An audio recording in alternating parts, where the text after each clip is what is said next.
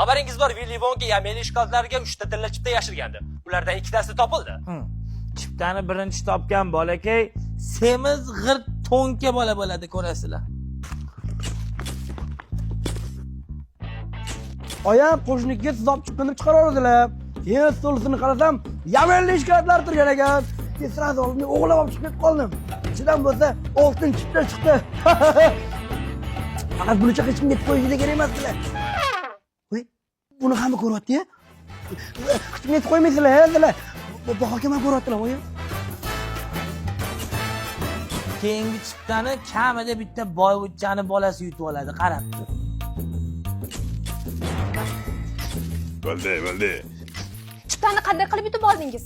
Bolajonim shunday yonimga keldida, patarimiz turib yuqori, menga oltin chipta olib bering deb aytdi. Menga oltin chipta topib bering.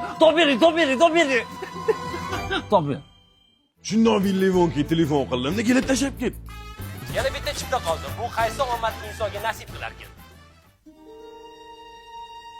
Bolam, bobong bilan maslahatlashib tug'ilgan kuningga pensiya pulimizga Yameli shkolatini olgan edik.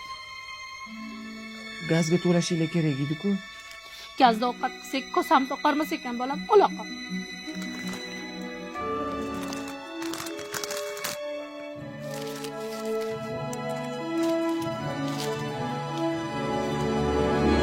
Oltin chipta!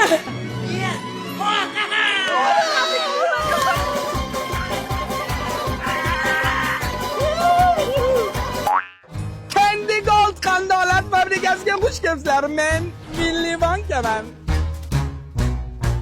Willy Wonka emas, Willy Wonka bo'lib qolsan-ku. Marhamat. Bu yerda italyanskiy kekslar tayyorlanadi.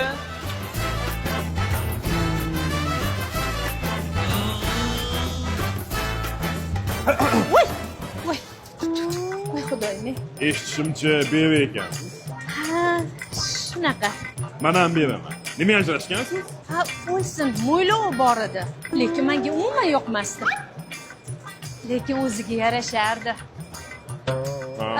Bar menga yoqmasdi-da mo'ylovi. Siz operatsiya qiling-da. Yo yoqardi, yo yoqmasdi. Fabrikamizning asosiy shirinliklaridan biri Yameli. Ada, mag'lub bor ekan. Sizga ilindim. Voy, rahmat.